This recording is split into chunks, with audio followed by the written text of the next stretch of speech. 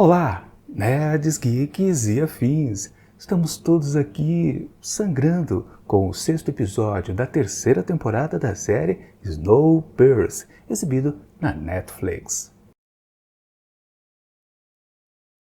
Pois bem, pessoal, começamos então a segunda metade aqui desta 3ª temporada da série. E naquele clima então, aí sim, de tudo começar a esquentar, complicar, digamos que complicou um pouquinho, mas logo já voltou, digamos, a um certo normal. Todo esse episódio aqui, ele na verdade ele não coloca a história para frente. Ele meio que requenta algumas questões do passado, alguns, digamos, maus arranjos feitos em temporadas anteriores a respeito de dois personagens. O protagonista aqui, né, o Layton, e também o Pike. Pois é, eles eram, no começo lá da série, amigos, né? Fundistas, né? Querendo fazer a tal da revolução. Mas a gente sempre soube que esse personagem, o Pike, era um pouco problemático. Ele ficou meio tantando uma temporada ou outra por aí, se não me engano foi na segunda, né? Depois na terceira, quer dizer, a gente tá na terceira aqui, né? Às vezes é curioso essa série. Parece em alguns momentos que já tem umas 5 temporadas. De vez em quando eu começo a meio que falar, não, foi na temporada 3, 4, como se tivesse um monte, mas na verdade a gente tá na terceira. Só teve 2 antes. E isso acontece porque muitos personagens até ganham algumas histórias a mais. É meio difícil de explicar, mas é uma sensação, talvez completamente equivocada. Mas o que vale? A pendenga entre eles foi finalmente acertada ou resolvida. E lembrando, né, aliás, uma coisa também que aconteceu nesse episódio, como era justamente um fechamento de arco para esses dois personagens, muita coisa que aconteceu no passado não foi rememorada, não foi revivida por eles, né, em diálogo, né, conversando, não, eu fiz isso por você, você fez isso aquilo por mim, né, ou seja, quem começou a assistir a série não prestando lá muita atenção nas temporadas anteriores, tipo, começando agora, né, percebendo, pois a série já está na 3ª temporada, deixa eu dar uma olhadinha, mas não foi verificar antes. Muitas pessoas fazem isso, né, partem para o que está sendo apresentado a temporada da vez, dão uma olhadinha e se gostarem, aí começa do começo, literalmente, né. E se pega esse episódio aqui e fala, caramba, esse personagem, ele tinha um comportamento ali no começo dessa mesma temporada que não condiz com o que está acontecendo aqui. Sim, ele tem uma certa revolta que surgiu do nada. Pois é, algo que não foi muito bem elaborado aqui na 3ª temporada, que claro tem tudo a ver com o passado dos dois. E de novo, como eu disse, o que veio antes não foi exatamente rememorado, ou seja, pequenas dicas dadas por uma fala ou outra deles, você entende, eles estão se referindo a tal acontecimento. Por exemplo, né? Quando se precisou sujar as mãos, no caso o Layton, o protagonista aqui, né, o líder da revolução, quem efetivamente fez a merda toda foi o Pike, não foi o Layton. Isso aconteceu lá no meandro da 2ª temporada, se eu não me engano. É uma coisa jogada aqui. Quem está com a memória em dia e lembra do que aconteceu nas temporadas anteriores, entende perfeitamente aquele ponto do diálogo entre eles. Mas quem começou a assistir a série por agora, tentando entender porque essa série faz sucesso e dura já 3 temporadas, fica, o que eles querem dizer com isso? Realmente, o episódio não se esforçou em nada em rememorar pra gente os arranca-rabos que esses dois personagens tiveram, e foram vários ao longo de todas essas temporadas por aqui. Pois é, podia ter melhorado um pouquinho o texto, mas tudo bem, quem acompanha a série compreende perfeitamente. Eu só digo isso realmente, esse ponto negativo, para quem é novo por aqui, ou quem realmente não se lembra, né? Passado tanto tempo das 2 primeiras temporadas, pode realmente fugir da memória. Como eu tinha ainda fresco por aqui, eu falei, tudo bem, entendi o que eles querem dizer com aquele diálogo. Mas enfim, esse episódio está totalmente focado neles. Claro, tem umas duas meia histórias paralelas que tentam se envolver na mesma temática, e a gente pode puxar especificamente a respeito do título aqui desse episódio, que é Nascido para Sangrar. Quando você percebe que esse título meio que junta as histórias paralelas, aí você tem um fecho interessante aqui na proposta inicial, pelo menos, do episódio. Porque sim, ele é interessante, só que são justamente as histórias paralelas que são um pouco fracas, né? Então vamos a elas primeiro, antes de falar da história do Pike e do Layton. Por exemplo, na história lá do Rush, né, que ainda está lá traumatizado, né?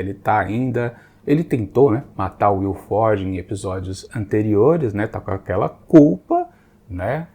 Não, quer dizer, não culpa de tentar matar ele, mas talvez não ter efetivamente conseguido, né? E, claro, traumatizado porque perdeu a esposa, porque o Will Ford mandou engavetar toda a família do Rosh, inclusive ele próprio, né? Ok, e ele não consegue mais se relacionar com a filha, então teve aquele dilema que aqui foi resolvido de uma maneira assim, mais ou menos sem muita emoção, vamos combinar, né? Claro, o sofrimento do Rosh, passando o avião, passando o avião, passando o avião, passou o avião. Pois bem, o sofrimento do Rosh, claro, se vincula à temática do título do episódio, né? Nascido para sangrar. Tá, ele está sofrendo, ele está sangrando, ok, tá, né? Aquela coisa de eco, né? Histórias paralelas que vão fazendo eco à história principal. Só que ele é muito distante, né? Ele começou com um certo drama quando ele voltou aqui para a terceira temporada, bem depois do começo, né? Ele voltou ali, acho que no terceiro episódio, foi isso? Acho que foi, né? Eu achava até que ele não ia aparecer nessa temporada, o personagem, mas resolveram ressuscitar ele. Só que ressuscitaram, por enquanto, para um probleminha que se resolveu fácil. Ele ficou traumatizado, ele foi lá para o seu ato de vingança para com o Will Ford, e aí depois, agora nesse episódio, meio que tudo se resolveu rapidamente, sem muitos dilemas a mais. Bom, e relacionado a ele está justamente, né, a outra história paralela, que é do Will Ford e barra Audrey, né? Mais do Audrey do que talvez do Will Ford, porque a gente percebe que até uma coisa contraditória. No episódio anterior eu até comentei que talvez a Audrey começasse a ficar boazinha, porque ela teve aquela cena lá dela cantando, né, renegada lá na terceira classe, e ficava aquela coisa no ar, né? Será que ela vai ficar boazinha de novo, né? Meio difícil de acreditar. Realmente, aqui nesse episódio se confirmou, né? Ou pelo menos depois ela volte, porque ela tentou, né, agir ali com o Will Ford, teve contato com ele, falou, conversou, e ele estava meio tantã ainda por causa do que ele sofreu ali, do golpe do Rosh, diretamente no seu coração, daquela substância que faz as pessoas adormecerem. Ele está meio grogue e, de fato, percebendo, caramba, que coisa esquisita que é esta droga, né? Ele está compreendendo exatamente o que faz no corpo das pessoas. Claro, um vilão pouco se importa, né, das suas vítimas, né?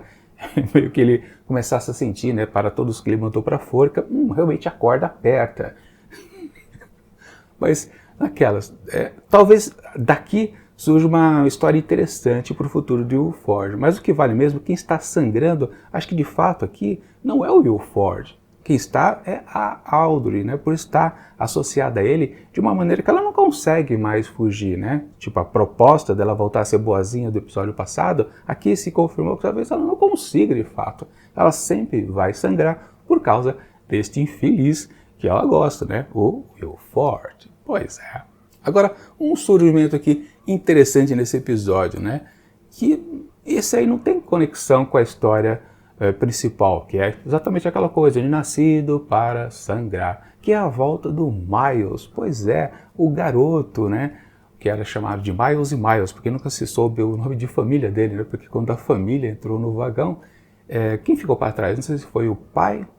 Eu acho que o pai ficou para trás no corre-corre de tentar entrar no trem. Depois, quando a mãe já estava dentro, ele acabou a perdendo num momento que agora eu não me lembro exatamente, mas isso, tudo aconteceu lá no primeiro episódio da primeira temporada, no começo de tudo mesmo. E ele foi criado, então, pela Josie, que ele considera a sua mãe. Só que agora, o ator que faz o Miles tá um baita de um rapagão, né, enorme, né, e uma coisa meio esquisita, né? Eu não sei se eles tentaram meio que esconder que ele tá super velho já, o ator, né, ele envelheceu bastante nesses 3 anos, talvez 4 anos de produção da série, e meteram um cabelo lá encaracolado, que ele já tinha até, acho que ele já estava encaracolado quando ele foi naquela fase que ele saiu, né, do lado dos fundistas na segunda temporada, se eu não me engano, acho que o cabelo dele já estava um pouquinho maior, mas tá uma peruca exagerada, mas é mais para realmente encobrir que ele tá muito velho, o ator, né, não é mais um garotão.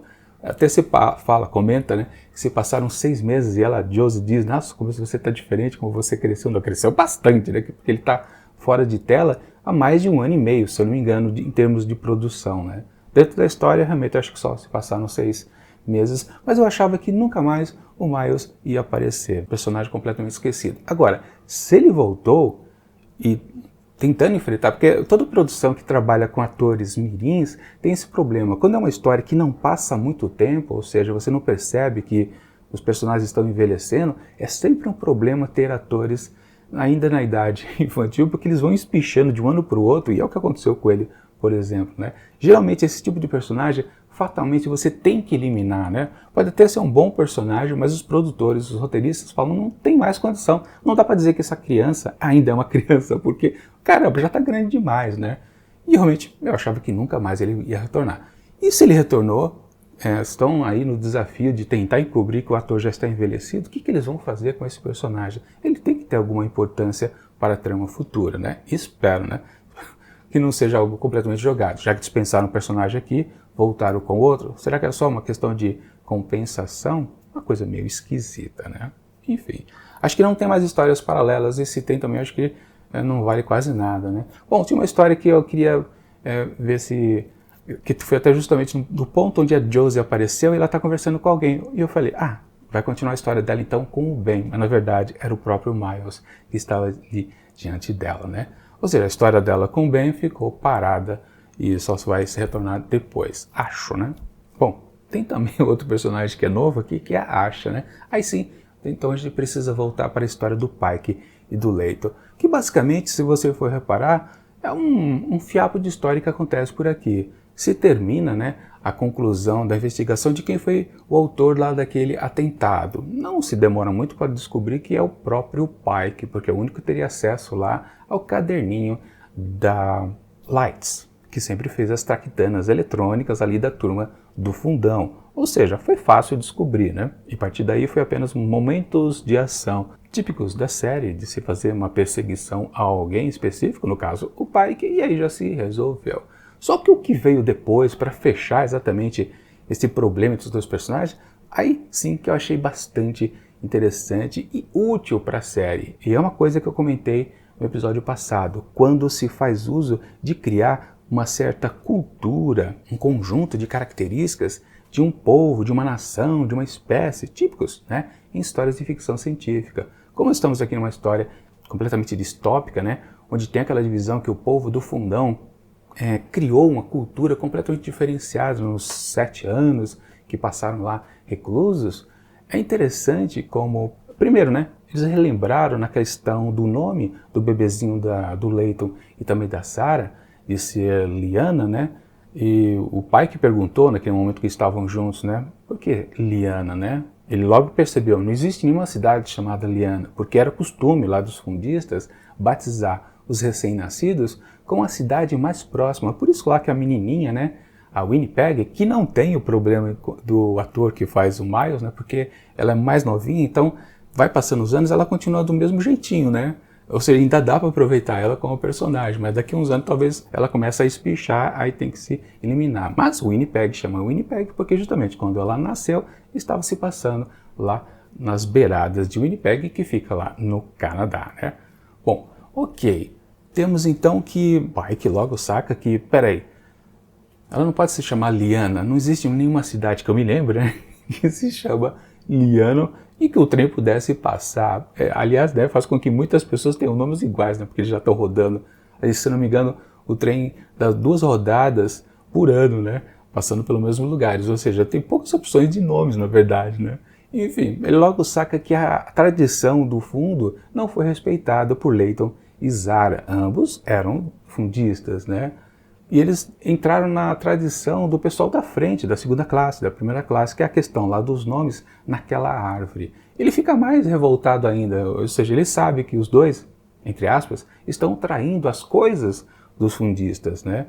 Mas o que foi interessante, que eu achei que deu muito valor então para o episódio, foi justamente como resolver a pendenga, ao modo dos fundistas, que é exatamente, né, os dois se isolarem numa sala em comum acordo com todos os demais. Ou seja, o que for decidido ali na sala será aceito por todos. Não importa se foi por um acordo de aperto de mãos, uma trégua ou uma luta de fato, onde quem sobreviver está certo. Exatamente isso. É uma tradição interessante. É isso que dá estofo às histórias ficcionais, que criam, né, novas culturas, novas espécies e por aí vai. Ou seja, esse grupo social, os fundistas, ganham mais valor tendo essas histórias inventadas pelos roteiristas, né, essa coisa de acertar, resolver as pendengas dessa forma específica, é muito mais interessante do que ficar falando, ah não, somos pessoas aqui, minorias, estamos sendo excluídos pela sociedade do trem, vamos ser revoltosos, vamos fazer a revolução. Não, isso não acrescenta nada, isso é apenas bobagem ideológica, né? Mas a verdadeira ideologia que se faz com grupos isolados é isso, criar pequenas tradições. Então foi uma boa sacada dos roteiristas colocar exatamente essa resolução dessa forma, ambos sentados na mesa, conversando, e tinha que ter um consenso. Se não há consenso, a última alternativa é o duelo de facas. E claro, obviamente, o Leito não iria morrer. Teve até aquele momento super manjado de cenas de ação, né? Onde a gente pensa que, claro, o protagonista, né, faz aquela expressão no rosto, né? Fui esfaqueado. Mas na verdade, claro, passa esses 2 segundos, aí tomba o adversário. Dito e feito, foi isso que aconteceu. E se perdeu então um personagem que sempre foi muito bem aproveitado. Claro, teve uns altos e baixos, meio ilógicos, mas vá lá. Falando em coisa ilógica, né? Como é que o Pike encontrou a Asha lá dentro de um dos seus esconderijos? Aliás, o contrário que é o absurdo, né? Como é que a Asha, que nunca esteve dentro de uma composição de 1029 vagões, ela justamente estava onde precisava estar para funcionar ela como personagem e também o Pike? Pois é, um absurdo completo, um exagero descarado dos roteiristas de juntar esses personagens exatamente nesse momento do fecho do arco do Pike. Não podia ter exatamente esse encontro em episódio anterior? Seria muito mais plausível e de uma forma que ela descobrisse de uma maneira natural, não forçadamente, como que ela estava ali dentro. A Asha nunca que encontraria aquela biboca, aquele, né, canto de parede ali, né? Mas não tem sentido, aquilo ali é uma coisa que indefensável, aquilo ali não tem condição de existir. E ela tá ali já munida da lança. O que ela descobriu que o cara estava fazendo, as bombinhas? Cara, não tem sentido nenhum aquilo. Será que alguma cena caiu na edição? Pode ser, mas não tem sentido. Nada daquilo ali se justifica. E sim, no fundo, a gente não entende direito por que essa revolta, essa última revolta do Pike aconteceu. Ele tirou do nada que ela estava mentindo em conluio com o Leito, né? Claro, poder ficar desconfiado é uma coisa sensata, mas o motivo dele ficar revoltado que não tem justificativa e exatamente ter fixado que a Ruth que merecia ser a nova líder. Tudo bem, isso foi cogitado lá quando teve o fim da revolta, né? Num momento que eu não me lembro quando foi, não sei se é quando a Melanie foi meio que deposta, se cogitou colocar a Ruth, né? Aliás, quando teve a reviravolta dos ricos, né, tentando reverter a revolução lá dos fundistas, já se pensava em colocar a Ruth. Ela sempre foi a bola da vez para tentar ser colocada como a superiora, a líder de tudo, mas ela não topa, ela gosta mesmo de ser lá aquela responsável pela, como é que chama o setor dela? Secretaria, né? Acho que é secretaria, né? Ela pertence exatamente àquela coisa de tentar apaziguar os outros, mas não ser uma líder exatamente, né? Ou seja, isso também é coisa antiga da série, não dá para entender para quem chegou por agora, por que ela poderia ser uma representante de todos? Por que o Pike tinha essa ideia fixa na cabeça? E também a paixonite que eles tiveram ficou mal explorada aqui no começo dessa terceira temporada. Eles ficaram 6 meses fugindo de Ulford, se escondendo em buracos, como aquele, por exemplo, onde Asha apareceu do nada, né? Que parece que aquele ambiente justamente foi um tempo onde eles mais ficaram juntos, Pike e Ruth. Pois é, uma coisa forçada, né? E a gente não entende direito, quer dizer, os novos espectadores não entendem direito essa relação conturbada entre os dois. Minha moto continua passando, atrapalhando. Mas enfim, o que vale foi um exagero completo, principalmente aqui o da Asha. Mas a resolução do personagem, ok. Eu acho que não deveria ter dispensado, na verdade, esse bom personagem que é o pai, que ele poderia sobreviver mais. Se ele não tivesse pirado com essa história meio malucada dele, que ele se apaixona pela Ruth, tem esse conceito de que ela precisa ser a líder, e ele desconfia da traição do Leighton. não sei, acho que eles podiam ter feito coisa melhor, com certeza, com esse grande personagem. Aliás, um bom ator também, né? Enfim, foi-se, não volta mais. Vamos ver como se desenrola. E claro, como eu disse, esse é o primeiro episódio dessa segunda metade, então, daqui da terceira temporada. Ele não colocou a história futura pra frente, que é justamente a questão do Éden, né? Do novo Éden, pra onde eles vão. Tá tudo parado. Fechou um ciclo, mas dispensou, na verdade, um personagem que poderia ter ficado ainda no show. Portanto, para este sexto episódio da terceira temporada de Snowpiercer, eu atribuo apenas 4 asteriscos. Poderia ganhar um 4,5 facilmente, mas teve momentos fracos aqui do roteiro, justamente as suas histórias paralelas, esse absurdo que aconteceu com Asha descobrindo ali o esconderijo do pai, que foi de doer, mas muito.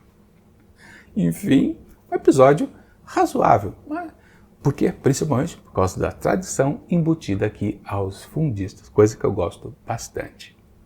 É isso.